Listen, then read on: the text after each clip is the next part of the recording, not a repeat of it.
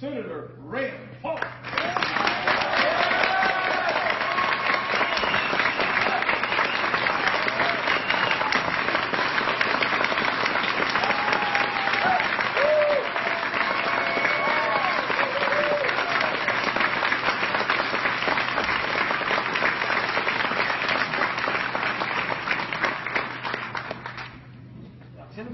Enough to give me 5 minutes, but I can talk for a long time.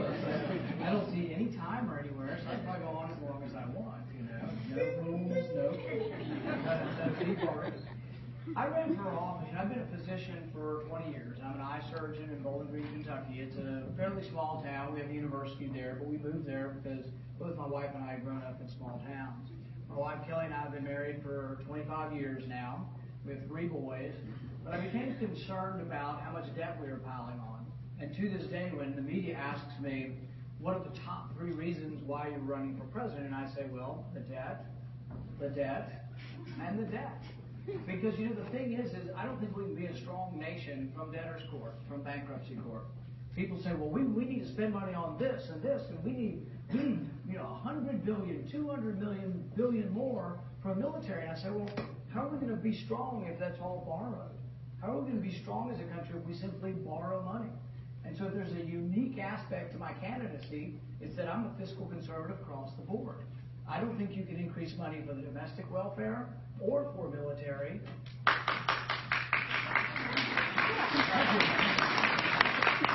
Without making sure you're spending what comes in. I mean, you have to balance things. You have to spend what comes in. Every American family can only spend what comes in. How can the government go on year after year after year adding this debt to us? We borrow $1 million every minute. It is literally out of control. And then people on the other side will say, well, where will you cut? And I said, where won't I cut? Is a better question. That's a shorter answer. But there are tons and tons, hundreds of programs. I'll give you a few examples. We spent $43 million on a gas station in Afghanistan. The inside deal was done, and $43 million was spent on a gas station. We spent $800,000 in Afghanistan on developing a televised cricket league.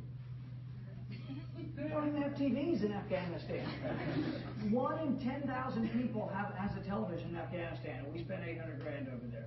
We spent $250,000 bringing 24 kids from Pakistan to send them to space camp in Alabama.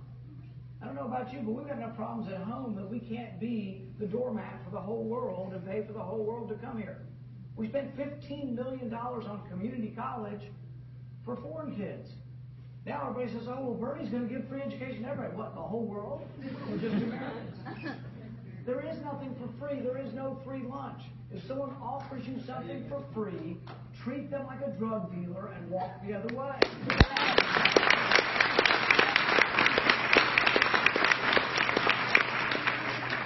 Spending is an addiction in Washington.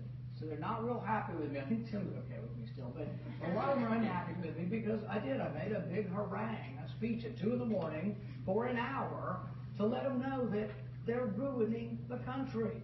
We raised the debt ceiling an unspecified amount. We're just going to raise it till March of 2017. So whatever we can spend in that time will be borrowed. They won't have to come back and ask us. And they say, well, the president can only spend what we appropriate. That's true. But the voting on the debt ceiling is a check and a balance that we've lost. So we're raising an unspecified amount. And what do? We busted the budget caps. But before you say, oh, it's just all those Democrats, it's the liberal Democrats' problem, it's both parties' fault.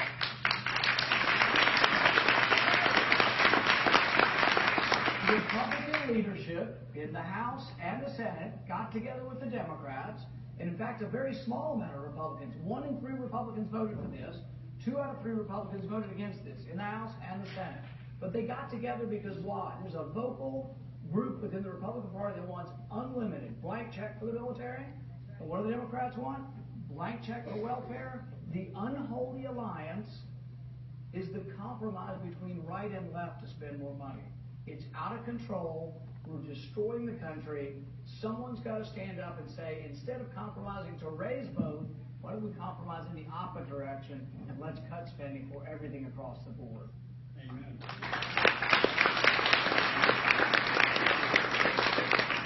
I'd like to to close by saying summarizing one other thing about my candidacy. I want to be the candidate that represents the entire Bill of Rights. We're good at the Second Amendment. If you don't believe I support the Second Amendment, come to my house unannounced. But if you want to defend the Second Amendment, the right to bear arms, you have to defend the Fourth Amendment, which says the government cannot come in your house without a warrant.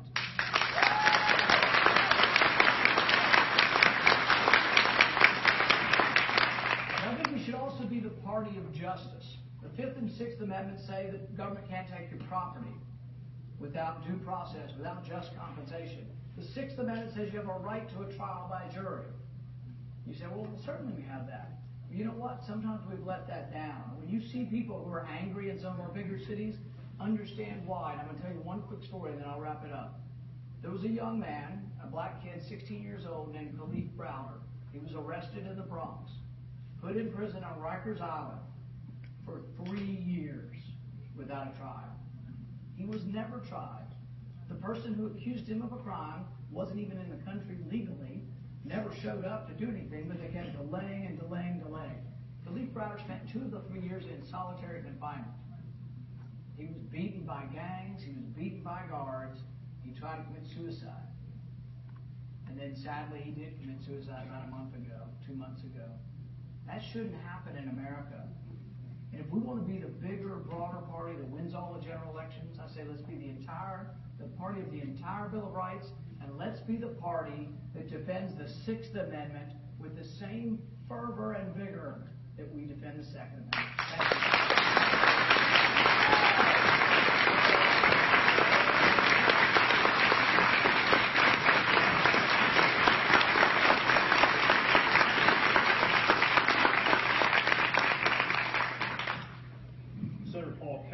Rock Hill wants to know your thoughts on the role, if any, of the federal government in education.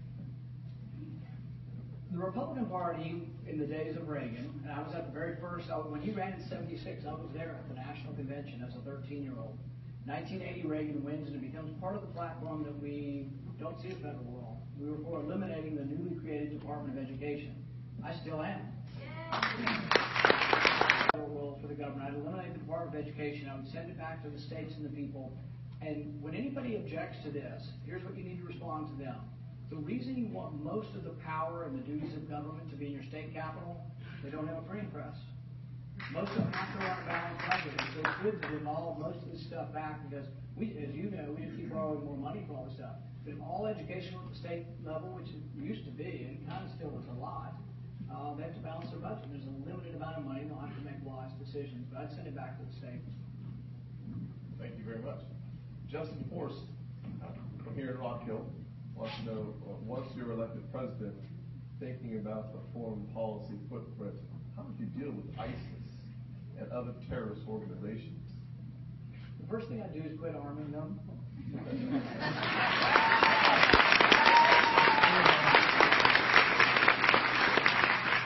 The Middle East is a very complicated place, and I think we've made some mistakes, frankly. I think that if you want to look at one general rule of something that's happened in the Middle East that seems to repeat itself, that maybe we should learn from, is that when we've toppled secular dictators, we've gotten chaos and the rise of radical Islam, and we've been less safe. But that goes along with Republican wars as well as Democrat wars. We toppled Saddam Hussein. We're still suffering from that. Look at it. We spent $1 trillion in the Iraq War. Nearly 5,000 of our young men and women died over there. And who's Iraq's best ally and their best friend now? Iran. Who's their second best friend? Russia. So after 5,000 of our young men and women liberating them, what ungrateful, can't use the word on the stage, what ungrateful people that they would then choose Iran. Iran's stronger now. Iran used to be somewhat counterbalanced by Iraq. It's the same way with Libya. Hillary Clinton wanted to go to war in Libya. That's why if you think there's going to be a Democrat for you, not Hillary Clinton. She's the same as the other side. But she started the war, or encouraged the war in Libya. We toppled Gaddafi. We got chaos. Now a third of Libya pledges allegiance to ISIS. So I think the first thing, if you don't want ISIS to be strong, we shouldn't send weapons to the same side of the war. So in the Syrian civil war, you had Al-Qaeda, Al-Nusra, and ISIS. For a while, it was hard to tell which was which. They were kind of all together, but we knew there was radical Islamists. We also knew they were the best fighters. But we insisted on pouring tons and tons. In 2013, we put 600 tons of weapons into Syria, and it was us, Saudi Arabia, and Qatar. Arabia, I think, went directly to ISIS. I don't think we intentionally gave weapons to ISIS, but I think they wound up in the hands of ISIS. And think about what we're doing now. We spent $250 million training 60 fighters. $4 million a fighter. And I don't know who the genius is. Let's just say it might be President Obama. He sent 4 of them. Who sends 4 people to war? He sent 4 of them after training them, and he sent 4 of them in a battle. They were captured in 10 minutes. Now, we've got 50 U.S. troops that are going in. That's what he's done the last week. Who goes to war with 50 people? I say you either go to war or you don't go to war, but you don't go in an underwhelming fashion. If you go to war, you go in an overwhelming fashion.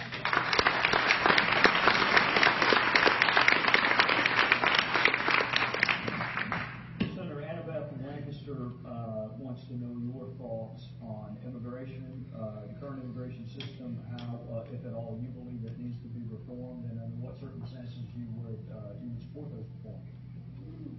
I think you have to have a president who will enforce the law. I don't think the law has been enforced for decades. We passed a reform in 1986. It was the Mazzoli bill. And in this bill, 3 million people were granted legal status. They were here illegally. We gave them legal status. But the promise was, in exchange, we will secure the border. This will never be a problem again. All the debate we have now, we had in 1986, it's done and it will never be a problem again. And 11 million more people came. So we obviously didn't do anything to secure the border. You have to have a president who will enforce the law. And so the first thing you need is a zero tolerance. Anybody that comes in is sent back. Now that doesn't include the 11 million here. I don't know that you can send 11 million people back. So anybody that comes in should be sent back. And so it's no longer a great place to go. We put a wall around our welfare system. We say you can't come here. You just can't come here unless you come in a legal way. Once you do that, I think there probably is the ability of the United States to absorb the 11 million. We absorb them through work visas. I wouldn't give them the right to vote. I would say, if you want to stay in our country, you got to have a background check. We can give you a work visa if there's a spot for it. And work visas work only if they don't take an American job. That's the way that's the way the system's supposed to work. In all of that, if we're Republicans, though, and we're trying to decide who our nominee is, we can't have a nominee who insinuates or explicitly tells you that all people with brown skin are rapists and drug dealers and everybody.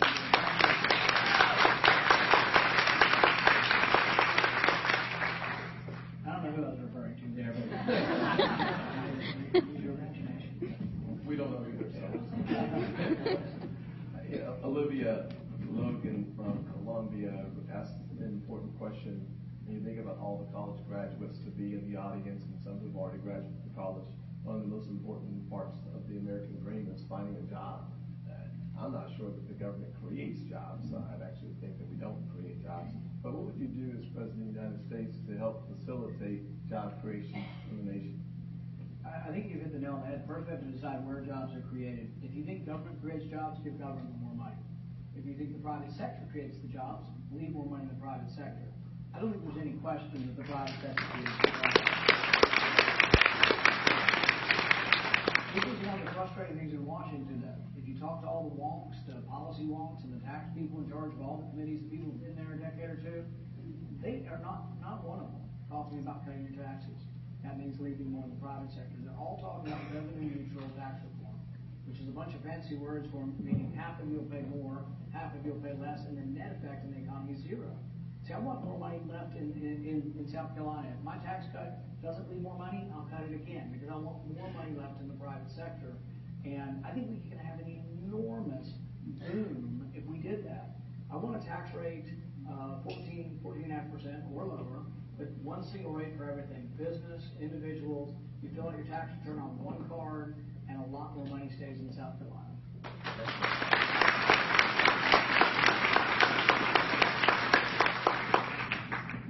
Senator Cleopatra from Rock Hill wants to know your plan for strengthening Social Security so it is around for some of the young people who attend Winthrop or other folks who are maybe a decade or so away.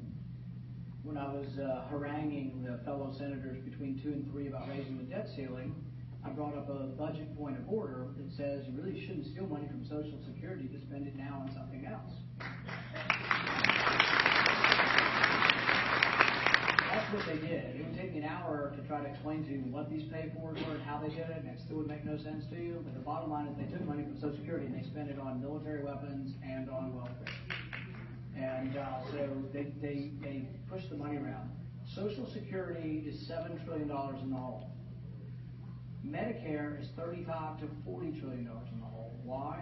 The average taxpayer pays about $100,000 in Medicare taxes, but takes out about $350,000 when they retire. So it's an imbalance between, like everything else, between what goes in and what comes out. There are two main reasons for it. We're living longer, which is great. You know, we have increased the life expectancy probably 10 or 15 years in the last couple decades. But with more people living longer, the costs go up. The other thing, which is probably even more dramatic than our longer lives, is we used to have a bunch of workers. We used to have, in the 30s and 40s and 50s, we had 16 workers for one retiree. Then everybody came home giddy from the war and somehow had a lot of babies. And the population boom just went up. We have all these baby boomers, and they're all retiring now. And my staff told me never to say this, and I'll probably say it again anyway today, is that what I said in the debate, it's not Republicans' fault, it's not Democrats' fault, it's your grandparents' fault for having too many damn kids. And so we had a bunch of them born, but then each successive generation has been smaller families. So now there's only like 3 workers for one retiree. So the only way you can fix it is just to be honest. There's not enough money. The only way you fix it is the next generation is going to have to wait longer. I mean, you can't get Medicare at 65 for the next generation. It doesn't affect the people on it. They're just about to retire. The next generation will have to wait a little longer. That fixes 2/3 of the Social Security problem. To fix the remaining third, I would do means testing, which means the poorest among us who rely just on the Social Security check, it wouldn't affect them at all. But those of us like myself that have done pretty well, I get $300 less in Social Security. I've been saving. I have a pension plan in addition to my Social Security. I can weather the storm of that, but the person with no money won't be affected at all. And if we don't do that, and we keep sticking our head in the sand like we've been doing, nobody in Washington is willing to say this. They're afraid of their shadows. There's a lack of courage. And as I said the other day, there are a bunch of wimps. It's our biggest problem in Washington. It's fixable. You can do it over 30 or 40 years. You just do it gradually, very gradually. Thank you. We'll make a note real quick. Granddaddy. Should have stopped at my parents. Cousins anyways. Cousins I could do it that way. That was supposed to be funny. It didn't work. Bear with me, it'll get better later. Trey's got some jokes for you. Actually, Senator Ballhaus's question. I have heard your stance on the Federal Reserve for a number of years and have supported legislation that you've had. Holly Martinez from here in Rock Hill asked the question about your stance on the Federal Reserve and perhaps maybe talk a little bit about your legislation. But what she alludes to is there seems to be a need for a regulatory environment that restricts the role of the market, the stock market. And her desire is for financial stability to be created through a regulatory process. Yeah, and I would agree. There needs to be some kind of regulation, but I would disagree that the Federal Reserve's done a good job of it. I think the Federal Reserve has actually created some of the boom environment and some of the bust environment. One of the things that is probably the most important piece of information in a market, interest is the price of money. If I give you some money that I've saved up, I've deferred my pleasure to give it to you, and you've got to pay me something for this money. That's what interest is. But it's the price of money. Most free market economists understand that we don't want price controls on bread or oil or cars because it leads to shortages. What if you have price controls on money, though? How is money so different than any other commodity? If you allow interest rates to fluctuate, here's what happens. In 2005, there were 10 home builders in Charlotte, let's say. And the next year there were 200, and the next year there were 2,000. What happens is more people bid houses, and there's more bidding and demand for houses, the price of interest should rise. And then what happens is you get a feedback loop. In medicine, we call this homeostasis. It's the maintenance of balance. So if you just eat breakfast, your blood sugar's rising, insulin will rise behind it, and then your blood sugar comes down, and there's a normal, natural, cyclical nature of your blood sugar in your body. But it's counteracted by insulin. Interest rates are the same way. When you get a boom, interest rates should rise, and then only the best of projects can make it at 8%. The economy slows down. Everybody can make it at 2%, but everybody's fooled into thinking build more houses. So what we had in 2007 is we had the housing market, the prices go through the roof. That was created by the Federal Reserve keeping the interest rates below the market rate. So I blame the Federal Reserve for most of our problems. I don't think they help with stability. I think they've created it. And I think at the very very least, we ought to have them open their books and we ought to audit the Fed.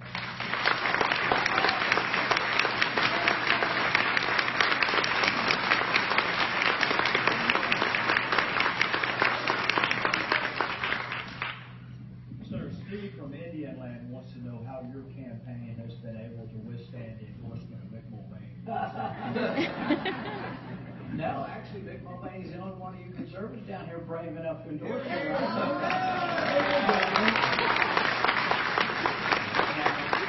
Mick and I are very good friends, and I think that helped. I think we also came from, we are both conservative and libertarians in the party, I would say.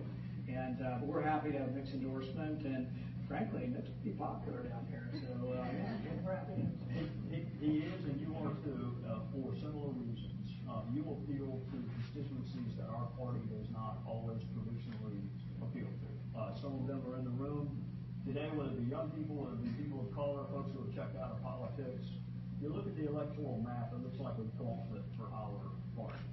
How do you, or if it's not you, the nominee, appeal to groups that traditionally don't like or trust the Republican Party?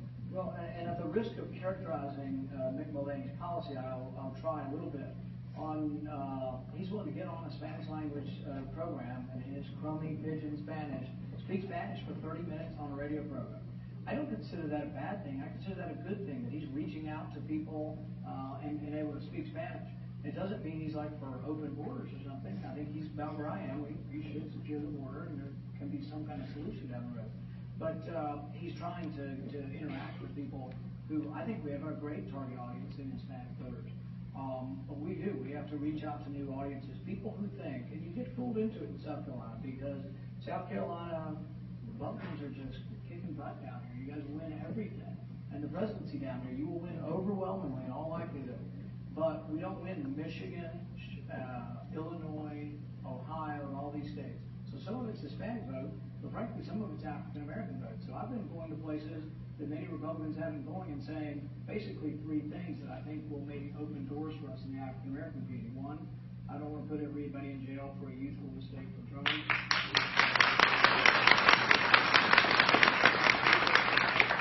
I want everybody to have that equal opportunity to go to a good school, so I'd let them have a voucher and I let them go to any school.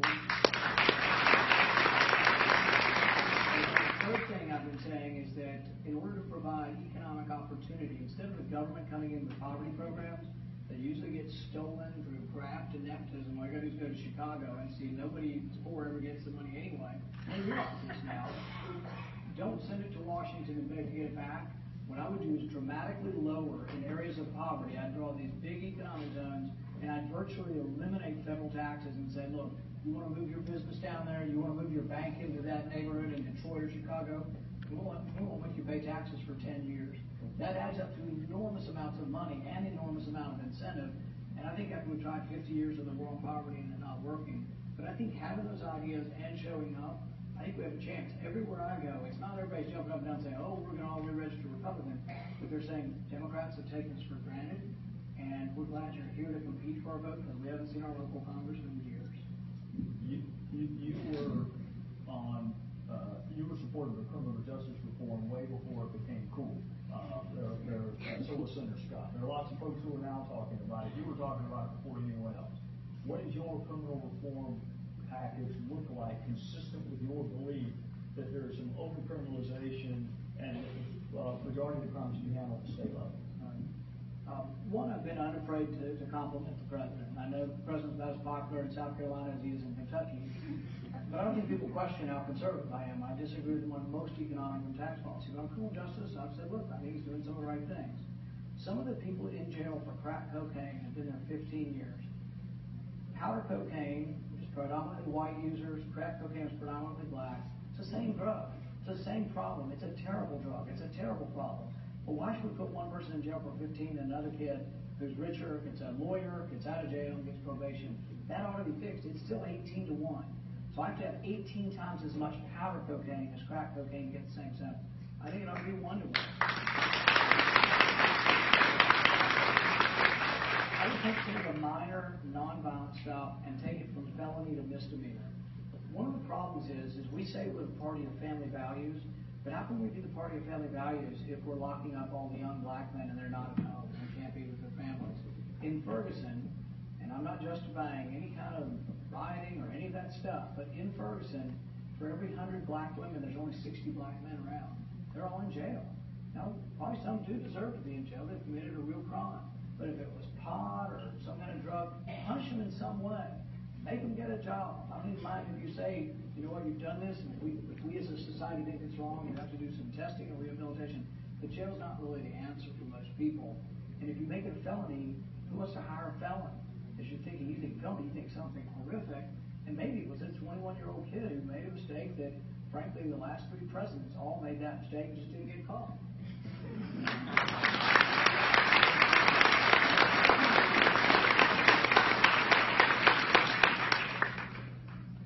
Senator Paul, Ryan asked a very important question from Lancaster about the debt, and understands that our entitlement programs are driving a lot of the debt.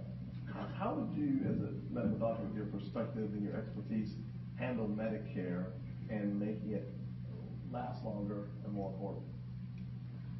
When you look at the budget, 2/3 of the budget is entitlements. That's Medicare, Medicaid, and Social Security.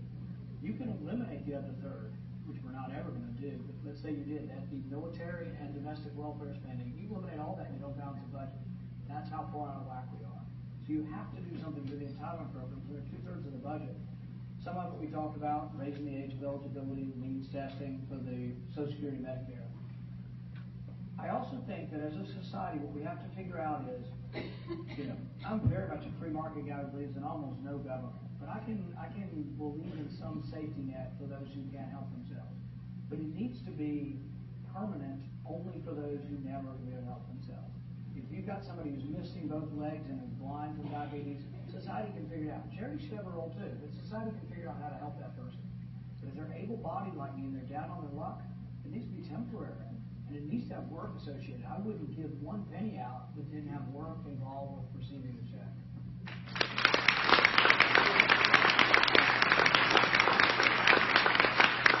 Disability is one of the things dragging Social Security down. It's now 16% of disability. There is a lot of fraud in disability. We got a judge, I think, or a lawyer going to prison who's bribing judges and doctors. You can get on disability and never have to have another exam again. There's a lot of temporary problems. You should have to be re-examined, and you should only be examined, and I'm a physician, I know how this works, by a doctor who's never, ever examined you and you do not know.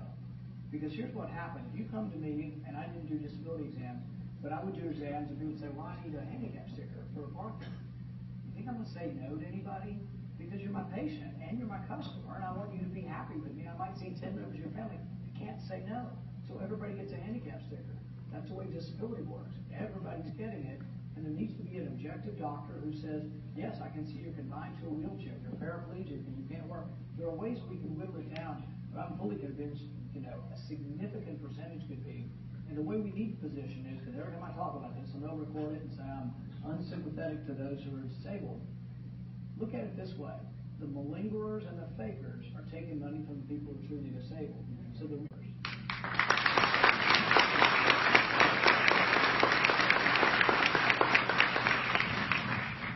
Senator, you put your finger on something. We had a hearing and oversight where, as you know, the Social Security disability route, there's a claim officer who makes an adjudication, and then only if it's denied does it go to the administrative law judge. There are districts in the United States where the administrative law judge overturns that initial denial 100% of the time. And it's pure fraud. You've given me 2 ideas for bills today. Number one, you're right on the ratio between cocaine base and cocaine powder, and that's having prosecuted drug cases for 16 years, and I still take it you're right. And this needing to audit Social Security disability, not just based on medical condition, but also on vocation. The fact that your back is hurt does not mean you can't do certain other jobs. So you're giving me 2 good legislative ideas. One thing I'd like to go in on that is that work is not punishment. Work is a reward.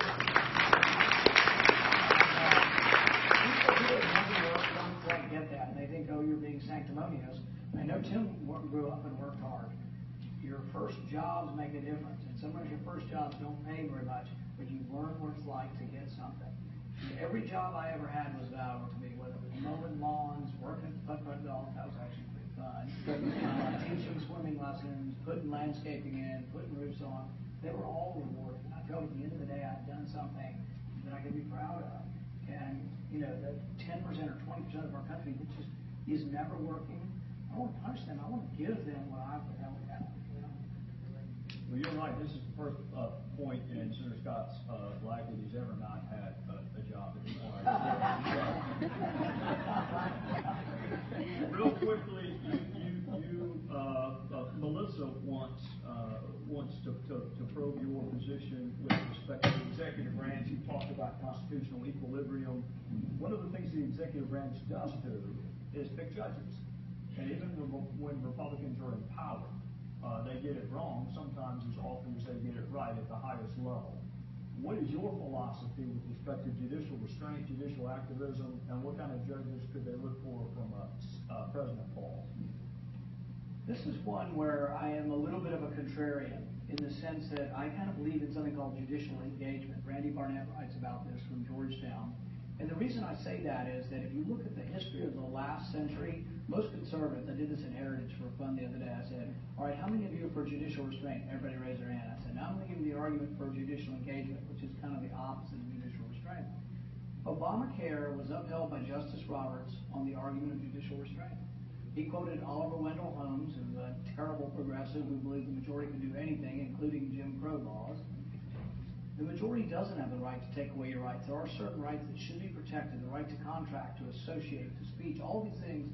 I want an active court that says to Congress, you can't do this, and that would be more active in declaring things unconstitutional.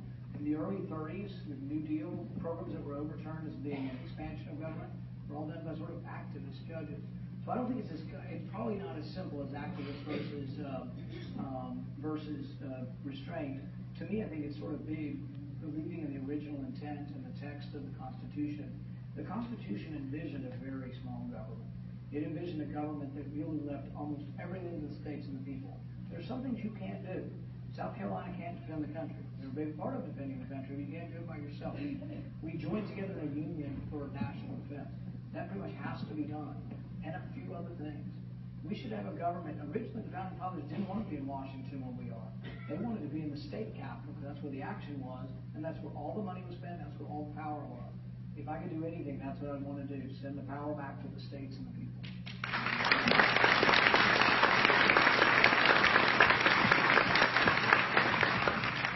Let's go back to the foreign policy topic. Certainly, without any question, we spend so much time talking about the Middle East because of the challenges that we see and the volatility that's always there. I think it's important for us to remain focused on other parts of the world as well.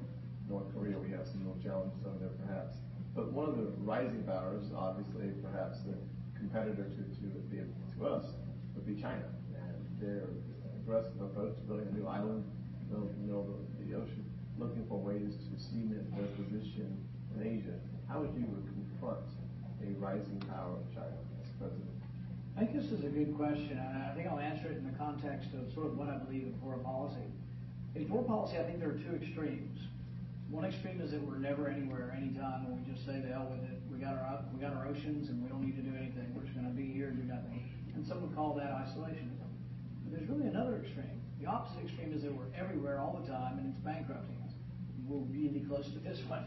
We're not very close to the nowhere any of the time. But I also think there's a middle ground, and that's what I describe myself as, that we do have to get involved when there's an American interest, when there's a vital national interest. But people say that all the time, and you're going, well, what does that mean? What is a vital national interest? Well, you got to debate it, and it depends on the facts. That's why some have given me a hard time for initially saying, maybe we shouldn't be bombing ISIS, to actually going to the point where I said, now I do support bombing. It's because facts change. At one point in time, I didn't think ISIS was much of a threat, and ISIS grew and became more of a threat and actually marched closer to our consulate. We have a consulate in Erbil, Kurdistan. We have a big embassy in Baghdad. And so I thought as ISIS grew, the facts changed, and we do need to be involved. Going back to China and Russia, I think there's also a spectrum within diplomacy of diplomatic isolationism and diplomatic engagement. And I think diplomatic engagement is a good thing, not a bad thing. But on the stage, we've got many people saying, well, we should not talk to Putin. That's the way we're going to punish him. We're not going to talk to him. Well, that's a recipe for disaster. Reagan talked to Gorbachev. We finally got peace because we had strength, we had a strong negotiator, but we also had an open channel of discussion. So kicking out the Chinese for me or not talking to them or not having dinner with them, I think it's the opposite. We should, the problems in North Korea, our best chance of fixing North Korea without a war is to tell China, to tell North Korea that you're not going to be fed if you don't keep it up. North Korea can't make anything. One of my favorite photos is North Korea at night. You ever seen it? It's a satellite photo. It has North Korea at night. South Korea, every light bulb in the world is on. It's just lit up like crazy. In North Korea, it looks like there's one light bulb on Pyongyang in the capital. It's nothing. They are. Bernie Sanders needs to visit North Korea. All right?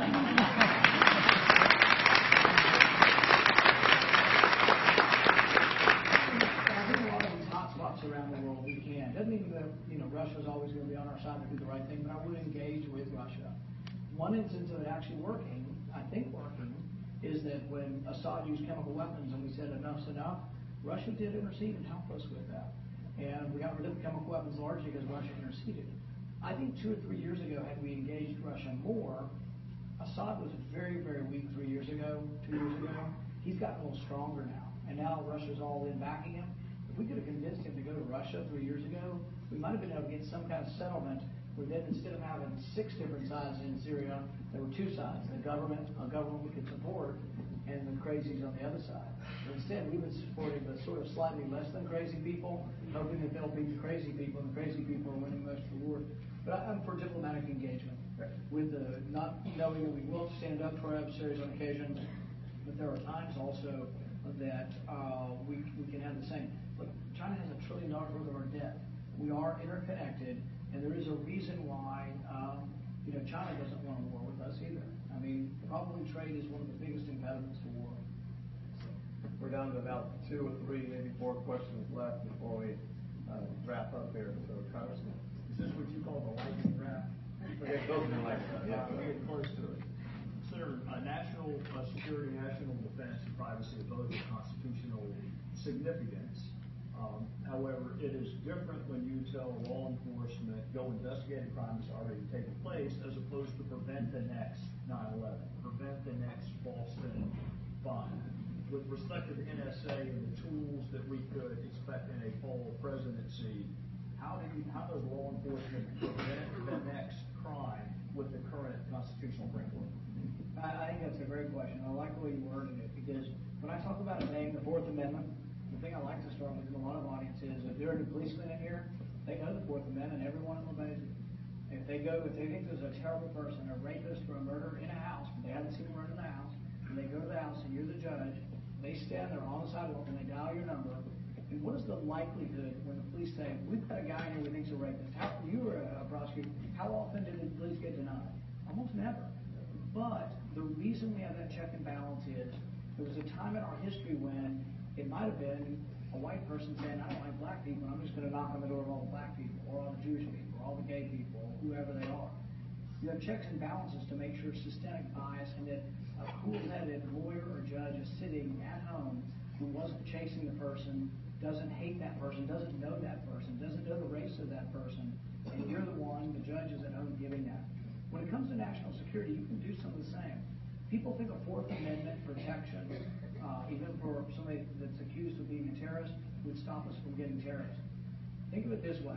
I probably am more in favor of defending privacy than just about anybody in me. I really don't want to go in my affairs. I don't want them looking at my records or anything. But if you call me, and I'm the judge, you're the prosecutor, you call me and you say, well, we've got this guy, they moved here from Chechnya a while back, and the Russians have tipped us off. Can we look at his computer? I'm a hell yes. You've given me just a little bit of information, but you've given me his name and suspicion. When I'm opposed to his generalized searches, where nobody's name is given and no suspicion is given, you say, if you call me and you say, well, we think there's a threat to Charleston, and I want to look at all the phone records and all the credit card information of everybody in Charleston, I'm going to tell you to take a hike, and I hope there are judges that will tell you that.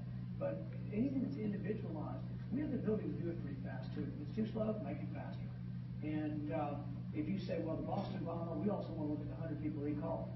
Look at that list, and 5 minutes later, call me again and say, we've got 5 on here who called 3 other people in Chechnya. Can we look at theirs? I'm going to say yes. But I just don't want you to look at all the Boston records or all the New Orleans records or all. We were looking at every American's phone records.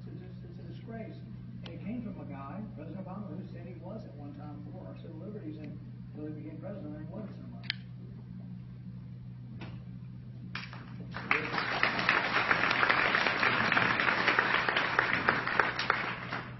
Marissa Crawford from Columbia asked the question, South Carolina is suing the Obama administration over the President's Clean Power Plan. Do you see a problem with states enacting carbon taxes on their own? And what's your position on the? Well, that's a good question, because that's a different spin on it. I'm against the federal government doing it. Yes. But whether states try to do it, a lot of things, even things I object to, states can do. So I wouldn't say there's a law that South Carolina can't enact regulations. And I think there is a role for government in pollution. But you do have to, the president's fond of using the word balance. He says he wants, Paul tested the word, I think. But he says he's for a balanced approach to everything. We really should have a balanced approach to the environment. We should protect the air, we should protect the water, but we should also balance it against the economy. And so, for example, with the coal plants, I'm a little bit biased, but I come from Kentucky, and we have quite a bit of coal and quite a bit of coal plants. But we do have rules on what comes out of the smokestack. We have for 50 years. And the one question, and I hope you will repeat this to everybody you meet, if you want to remember one thing today, remember this. Ask these people who are nuts over alarmist and apocalyptic that the world's ending over carbon in the air. Ask them whether or not the environment is cleaner now than it was 30 years ago. They'll say they won't get it. And they'll say, oh no, it's dirtier now. It's way cleaner. Compare the air to 1960.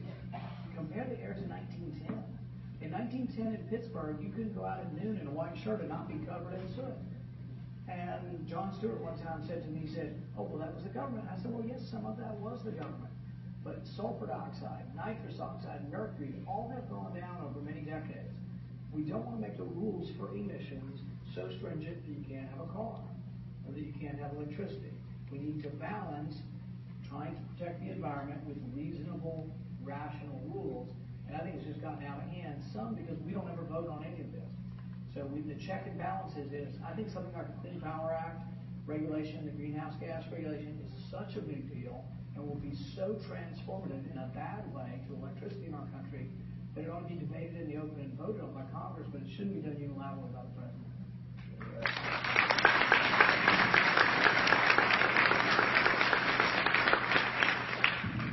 Senator Sarah from Simpsonville wants to know what President Paul will do with Iran. I wouldn't have defeated Iraq, who was their biggest enemy. I would have left Iraq as it was, not a great place, but it was a counterbalance to Iran. I wouldn't have signed and voted against the Iranian agreement. But I'm careful to say that many conservatives want to say, I'm stronger than you. I'll do more than you. I'll bomb them before you'll bomb them. I wouldn't. Some have said they would tear up the agreement with Iran. I wouldn't do that. I'm fearful that it won't work, and that's why I thought it wasn't enough coverage to cause them to comply. If it would have been an agreement that slowly removed sanctions over like a 5-year period, and they had to prove compliance all along the way, and we could keep on sanctions and not just have to start over completely, which I think is going to be very difficult, I might have been for some kind of agreement. But Iran has a history of duplicity. They have a history of not being honest. They have a history of being cagey and coy and clever with evading any kind of international rules. And it's hard for me to believe that they're going to adhere to the agreement when the next day they're with a rally of 500,000 people chanting "Death to America," and burning our flag. And it's harder for me to believe that because it takes belief and trust. The fact that we completely separated out, there's 4 or 5 Americans over there. How hard would it have been to get the release of 4 or 5 Americans before we get an agreement? There's a lot of things I would have done differently, but I would separate myself from some on the Republican stage and not completely discounting negotiations, because if you think tomorrow you can bomb Iran and it's all over and we'll make it into a paradise over there, 70% of the Republicans under 35, and most people believe they're pro-Western. They're held under the yoke of the mullahs and the religious authorities, but there's still a lot of friendliness to the West. The minute we start dropping bombs, I think most of that friendliness that has the potential to maybe overthrow the regime evaporates. And after the first bomb, you have to realize there'll never be another inspection. we still do have inspections. So while we don't think they're perfect, we're worried they'll cheat, we do have international inspections. After the first bomb, no more inspections. And my guess is you would have 100% resolve by everybody in the country to build a nuclear weapon because they were bombed. So there isn't an easy answer that's a military solution, and we should try a negotiated solution, but I would have hoped we would have done it more from a position of strength. And I think he sort of started out giving away most of the cards before we got into the negotiations.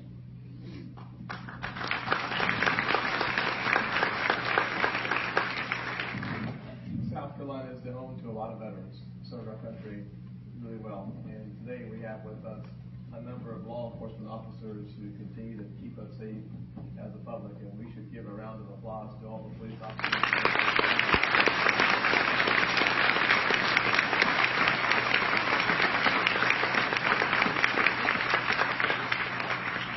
God bless each and every one of you.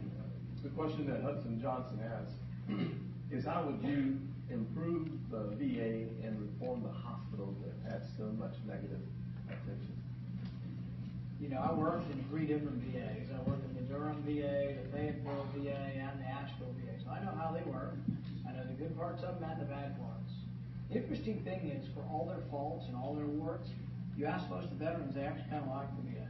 They get to be around people also served, and they know the quality of care, when you get it, is not bad, I think. I did it in a teaching institution, so there was always a younger doctor and a doctor with 10 or 20 years of experience. You know, we were learning, but it was very high quality care, and I don't think anyone should think that in a teaching hospital you're getting less than high quality. You really get high quality care. You don't get very good distribution of health care. So the quality is pretty good, but the distribution is a piss. And I'll give you one quick story. When I was a student, you could go home after you worked up one patient on the internal medicine rounds, and I found that I was getting them at 10 or 11 o'clock at night, and I'd ask the veteran, I'd say, when did you get here? He said, I've been here since 10 this morning. We've been drinking coffee, smoking cigarettes, and doing all this other stuff outside. And I said, you finished since 10 this morning? What are you doing? He says, I don't know. It takes them 6 hours to check me in. Because government doesn't do anything very well. They don't have the profit incentive to streamline things. And so I found out that if I went down there and we got to pick which veteran was going to be our patient, I'd go down there at 10 in the morning. I'd shoot the breeze with them. I'd ask them what was wrong with them. I'd do their entire history before they were checked in. I knew somebody had EKG and X-ray. I'd get their EKG and X-ray done before they were checked in. I'd go back up for an hour or two, research their disease, because I was supposed to learn about the disease and how to treat it. I would write their admission orders. I'd have everything done. When they finally were checked in at 10, I'd say, I'm done. Because the system was just so bad. And so it is a single-payer system. Right now we're building a VA in Aurora, Colorado for $1.8 billion. 182 beds. It's $10 million per room. You'd think there'd be gilded gold faucets or something. The government can't do anything very well. It's an open question whether they're inherently stupid or whether it's just endemic to government. I think it's just endemic to government because they don't work on a profit basis. So I wouldn't get rid of the VA system. I would probably keep what we have, and I would slowly over time, when we need more space, give people more vouchers to go into the private system. The hospitals are just so expensive, and I don't think there's a huge advantage. There are a few things that are, I think, distinctive to veterans: burns, unfortunately, amputations, post-traumatic stress disorder, that I would spend a special amount of money and have specialized facilities for that closed head injuries from concussions. And so I would have specialized facilities and really be the best in the world at those kind of things. But if you're 55 years old and you're eligible to go to the VA and you need a colonoscopy, I'd let you go to your local doctor so you don't, so we don't keep building inefficient VAs where everybody's waiting in line.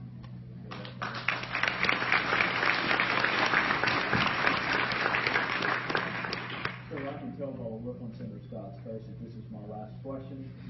So I want to ask you something a little different because I've asked all the audience questions. 3 of us had the pleasure of serving with your father. How is he doing? What is he doing? And your family in Kentucky, your wife and your family, if you were to ascend or descend to the presidency, that they would be known by the entire world. So give us a glimpse inside your home in Kentucky and tell us how your father's doing. My dad's doing great. He's 80 years old. He's as fit as anybody in the audience who's 20 years old, probably. We joke that he eats nuts and berries, and I think that's what he does eat. He's very fit. He works out every day, walks 3 miles, rides his bike 3 miles. and is still very active in a lot of facets of things. People, there was all that talk about what Trump's dad gave to him. Did he give him $1 million, $100 million, $200 million? My dad didn't give me any money directly. He paid for my education, and to me that was worth an enormous amount. And I'll always be grateful for that. He had a lot of books around the house, and for many of those books I read the great free market economists, Hayek, Adam Smith, Milton Friedman. My own personal family, I'm married. I've been married for 25 years. I have 3 boys. One starting work in Atlanta, just finished college. One who's a sophomore in college at the University of Kentucky, and one in high school that's still at home. But we're a close family, and we go to church on Sunday, and we believe in right and wrong. Well, have you guys enjoyed?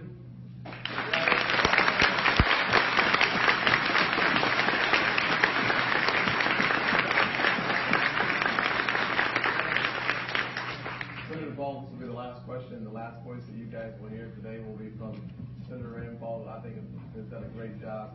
One of the things that I'm looking for in the next president of the United States is someone who actually brings this country together, someone who does not play off the fears and works on the strategy of divide and conquer. How would you, as the next president of the United States, bring America together so that we can see the next great American century? I think there is room for compromise in Washington, and it just needs to be compromised going in the correct direction. So, like, if you and I have a debate over Social Security, and we kind of finally get to the point where, which I think we have to, the ages have to go up, and I say it needs to be 70 in 20 years, and you say it needs to be 69 in 35 years, we can split the difference on so many things like that. The problem we face in Washington is that many of us are willing to make the reforms to save Social Security. The other side doesn't even want to talk about it yet. So that's why it's hard to get to compromise. On the things that I've done in Washington, though, I think I've proven that regardless of party, I will work with the president on criminal justice reform. I've also worked with Ron Wyden on privacy.